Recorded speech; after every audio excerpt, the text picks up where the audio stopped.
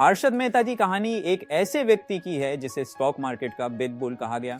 उन्होंने 1990 के दशक में एक बड़े स्टॉक मार्केट स्कैम को अंजाम दिया था, जो आज भी भारत के इतिहास का एक भयावह वित्तीय धोखाधड़ी माना जाता है।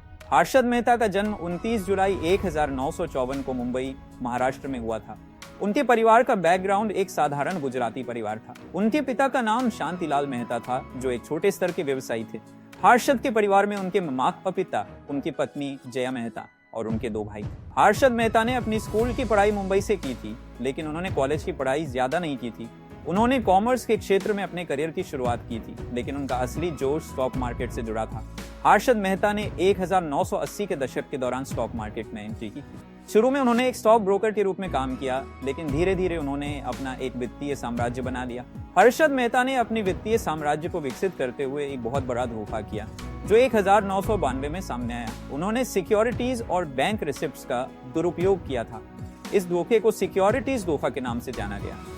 हर्षद मेहता ने अपने करीबी संबंधों के माध्यम से बैंकों से पैसा उधार लिया और उन्हें शेयर बाजार में निवेश किया। उन्होंने बैंकों से लोन लिया, जो कि बैंक रसीदों के माध्यम से किया गया, और उन्हीं पैसों को स्टॉक मार्केट में निवेश किया। मेहता ने अपनी प्रभाव का फायदा उठाते हुए स्टॉक प्राइस को कृत्रिम रूप से बढ़ाया, जिसका परिणाम यह हुआ कि उनके पास बड़े पैसे का प्रवाह आने लगा। इसके अलावा उन्होंने अपनी कंपनी मेहता फाइनेंशियल सर्विसेज के माध्यम से भी बहुत सारे जोखिम भरे डील किए, जिसमें उनका अपना फायदा था। उन्होंने स्टॉक प्राइस को मैनिपुलेट करने के लिए किसी भी तरीके का उपयोग किया, जैसे कि फर्जी लेन देन और डॉक्टर दस्तावेज। 1992 में मीडिया और ऑडिटर्स ने जब इस स्कैम का पता लगाया तो सब लोग हैरान रह गए। हर्षद मेहता ने स्टॉक मार्केट को मैनिपुलेट करके एक फ्रॉड किया था, जिसमें कई बैंकों और निवेशकों को नुकसान हुआ। इस स्कैम का साइज 5,000 करोड़ रुपए से भी ज्यादा का था, जो उस समय के लिए एक बहुत बड़ा अमाउंट था।